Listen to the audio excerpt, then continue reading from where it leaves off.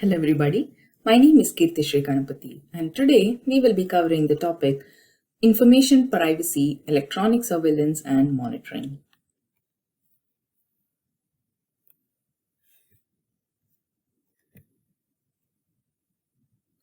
So why should we be concerned about information privacy? Before that, we should be seeing what is privacy. So privacy is a state of being concealed or free from unauthorized intrusion. Information privacy, or something called as data privacy, is the aspect of information technology that deals with the ability of an organization or an individual who has to determine what data in a computer system should be shared with third parties. So it is the right of an individual and the companies to control the information about them and which is collected and which would be used. Computers add additional privacy challenges. What are those? Cookies and spyware are possible privacy attacks or risks. Databases, spam emails, electronic surveillance, electronic monitoring, which are present, are additional privacy concerns. So what is a cookie? What is a spyware? How are databases affecting the privacy? What is a spam? And how electronic surveillance could be used as a privacy threat. All these issues we would be discussing in this chapter. So this is an example image where this person X is wearing an ankle bracelet. So this ankle bracelet is connected to the Wi-Fi system, or it sends and receives the signals from the antenna. And of course, it is connected to his home router and his mobile phone. So there is an automated telephone calls or alternative alcohol testing, which the person is supposed to be at home, including voice and face recognition. So this could be one of the threat. A person or ill-wanting or not well-wanting person could attack this person's privacy by noting down where he is going or what his coordinates are, and when he's not at home, cause some illegal activities and stuff like that. So coming to databases. So unless the data which is stored in the database is sufficiently protected, security breaches can occur. So database include such as your account databases or banking account databases or any healthcare system. So if security compromise in such databases could have a serious implication. Marketing databases, government databases, and also the educational databases are also at higher risk. So what are these marketing databases and what do? They collect the collection of marketing and demographic data about people are used for marketing purposes. So specified ads which are dealing with, say suppose based on the location, is shown to specific users. Data combined through online and offline purchases and public information could also be a threat. So data is also gathered from your web and social media activities. So what kind of data when they say data is gathered? Such as your location activities, where you're going, when are you going, are you at home, or are you in a specific location at every point in time? All such data would be collected, and it could eventually or some point in time could be used against you, or somebody can blackmail you or something like that. Such security threats could be, again, if it not used properly or with caution, could be a cause for threat. So government databases is a collection of data about people collected and maintained by the government. It could be confidential, such as your tax information, your social security earnings, all such stuff. So a real ID mandates the development of a national ID system that links the driver's license database across the country. So it's an emerging federal services data hub.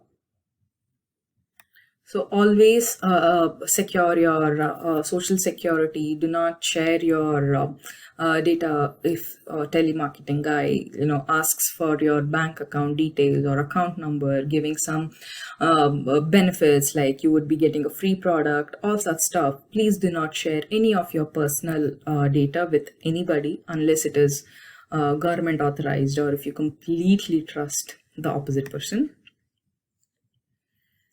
So coming to electronic profiling. So digital profiling or electronic profiling is the process of gathering and analyzing information about an individual that exists online. So only if it is online.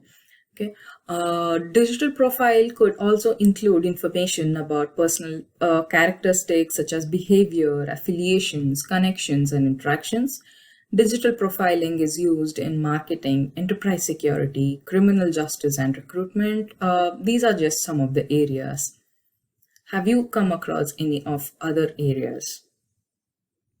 So, as discussed, electronic profiling means to collect a variety of in-depth information about an individual. Here, you can see when you make an electronic transaction, information about you, who you are, what you want to buy is recorded. So the database containing the identities of people and what they buy are sold to marketing companies. The marketing companies add new data to their marketing databases. They can then reorganize the data in ways that might be valuable to other companies. So they reorganize and again sell this information to bigger companies. Marketing companies create a list of individuals matching the specific needs of companies. Then the companies buy the list for their own marketing purpose. So if it's the building of this profiling is a chain reaction. So it is designed to provide specific information which is then sold to companies to be used for marketing purposes. So here you can see the different privacy policies, which is included on many websites. So it dictates how supplied information will be used, but can be changed. And this could happen even without notice. That means you would not be informed that there is a change in privacy policy, etc. Have you received any information or emails telling our privacy policies have been changed? Or emails and information systems like that. So a privacy policy is a website's privacy policy explains how your personal information might be stored. Again, this could be a very big document. It is always advised at least to go through it once before you officially sign. So spam and other marketing services. What is a spam before we go through the contents? Spamming is the use of messaging systems to send unsolicited messages to large number of recipients for the purpose of commercial and non-commercial and for any other prohibited purposes. So, as already told, spamming is unsolicited. So you do not agree to it or you do not have approved of such emails. And it is sent to a bulk number of people over the internet. It often involves health-related products, counterfeit products, etc. It also involves marketing emails from companies or a person who has done business with. It could be delivered as instant messages or SMS, networking sites, emails. Emails are the biggest spamming centers, and also you get fake calls or spam calls, which I'm sure all of us would have come across at some point in time. So it wastes the time, bandwidth, and productivity. So these are some of the examples where the advertisements are targeted to a specific users, like, okay, we can give you free credit check, or we can give you free loan or something like that. Nobody would give a free loan, but yeah. So this is also one such spam message. So how can we protect from this? We should always be safeguarding our email address. We should be using a private email for trusted sources like friends and family, and throwaway or disposable emails for online shopping, forums, or etc. So these are some of the examples. Throwaway. It's always better to have emails only for your personal usages, and do not give that email address to people whom you do not want to be contacted frequently. So always be cautious on revealing your personal information. Avoid putting too many personal details on your websites and social media pages, especially Facebook and Instagram, etc. Restrict the access to only friends and family. Use a throwaway email, which we already discussed, when we want to sign up for free trials or other services. Always consider using privacy software such as Privacy Guardian to hide personal information while browsing the web. If possible, use an incognito mode. Supply only the required information in registration forms. Delete your browsing history and email settings when using a public computer, and use a private browsing, that's an incognito mode. So these are some of the privacy settings from Facebook, Google Plus, and Twitter. Please go through these things and check what kind of privacy setting is there if you have a social media account.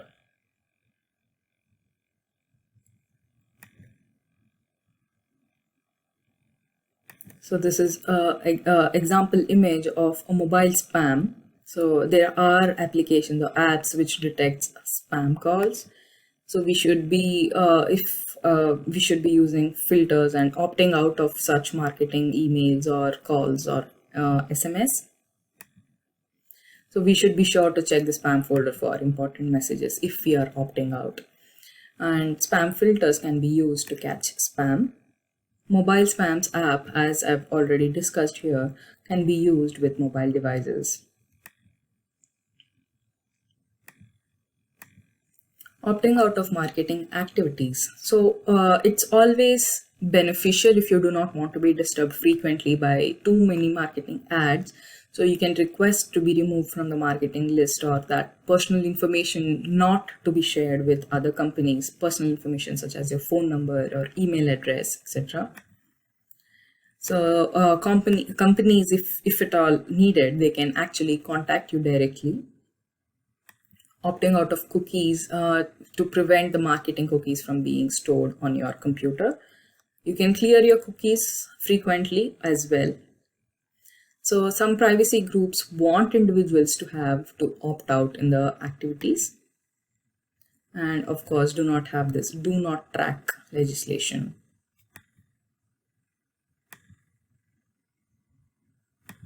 So this particular window, pop-up window shows personalized tracking protection list. So do you have one such protection list on your computer or your mobile phones?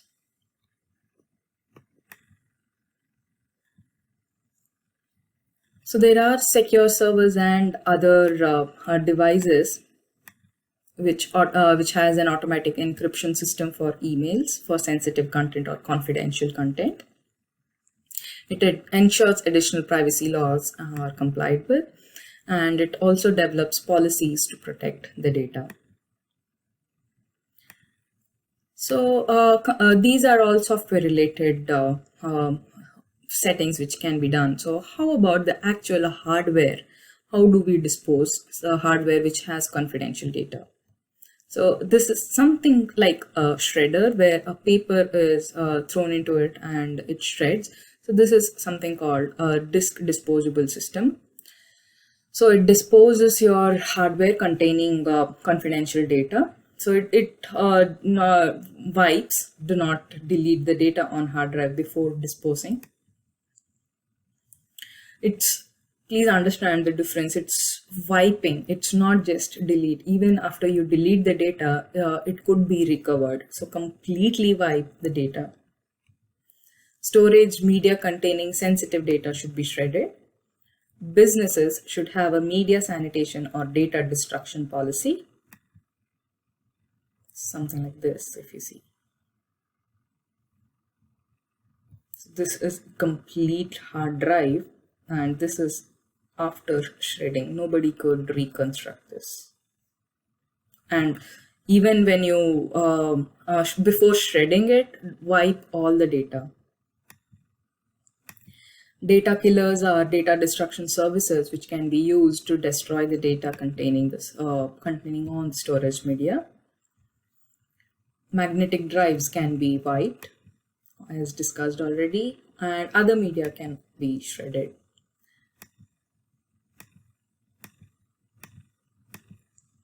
So what does this computer monitoring service software do, and what exactly is it? So it records an individual computer's usage by capturing images of the screen, recording the actual keystrokes. Please note that it also records the keystrokes used, or creating web summary.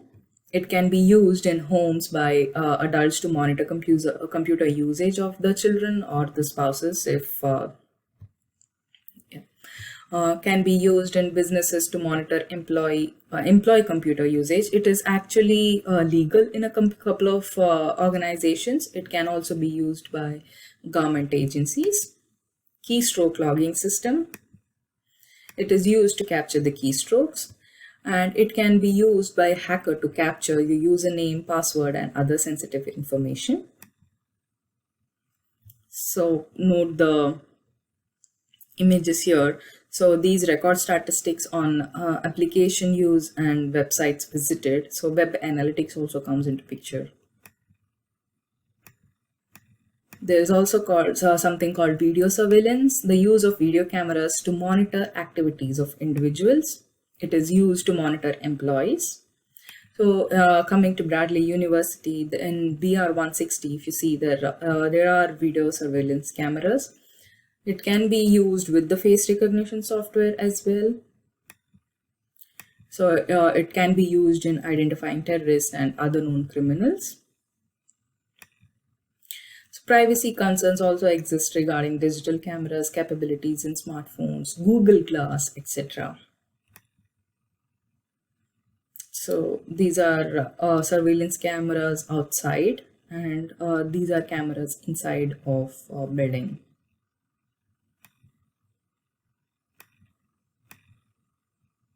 Employee monitoring is observing or recording employees' action while they are on job. So as already told that this is illegal, and it is observed in many organizations.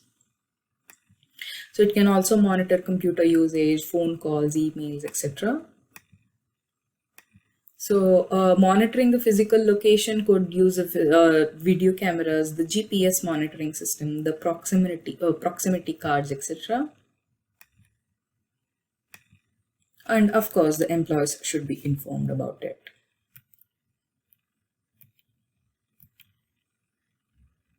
Presence technology, it enables one computing device on a network to locate and identify the status of another device on the same network. It can also tell if a person is using his or her computer or mobile. So if you see this particular image here, it says person 1 is online, person 2 is in a meeting, person 3 is offline. So these color codings would define each particular availability. It's usually built in into your instant messages and some social networking sites as well. It may be used for marketing activities in future.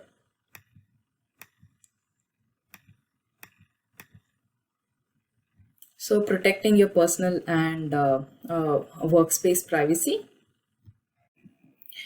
For protecting our privacy, we can use anti-spyware software to detect and remove some of the illegal computer monitoring and spyware software.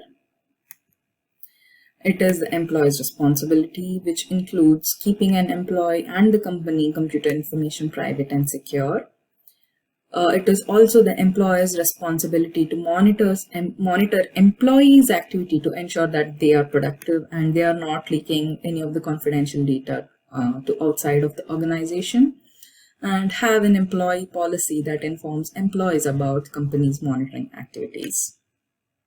As discussed, it should always be transparent and informed.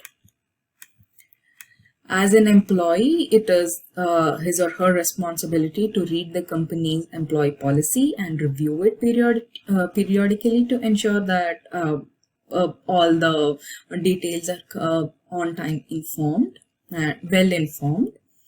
Do not violate any company rules. It is also an employee's responsibility to avoid personal activities at work, that you are given a software to code and develop, and in a parallel tab, person X keeps opening his social media account and keeps browsing it. Sending jokes via email to coworker might be interpreted as a harassment. So computer security legislation. A variety of laws have been passed since 1970s due to the high level of concern about computer security and personal privacy. The Congress has had difficulty in passing new legislation as well, because it has to keep pace with the technology changes. Privacy is difficult to define, and there is a struggle to balance between freedom of speech and with the right to privacy. And do not track system has also been installed from 2013, and there are consumer bills which are stated here. You can just go through them and see what it means. So approximately every now and then there is an update and bill. So it's time for our quiz now. What is a document which encloses your personal information and which will be used? So a document that discloses how personal information will be used is called, is it a privacy policy, or is it an opt-out or throwaway email address? The problem of protecting personal privacy and keeping personal information private did not exist before computers and internet. Is it true or is it false? The ability of one computing device on a network to identify the status of another device on that network is called as blank. Are you ready with the answers? Let us see. So the document which encloses how your personal information will be used is called a privacy policy. The problem of protecting personal privacy and keeping personal information private did not exist before computers and the internet. That is false. And the ability of one computing device on a network to identify the status of another device on that network is called presence technology. So moving back, what all have we seen now? Why should we be concerned about computer security? What is hardware loss, hardware damage, and system failure? What is the software privacy and digital counterfeiting? So it is piracy, privacy, and digital counterfeiting. So how databases, electronic profiling, spam could be used, and what are those activities? What is electronic surveillance and monitoring? Computer security and privacy legislation, the different laws and bills which have been passed so far. That's all from my side. Thank you.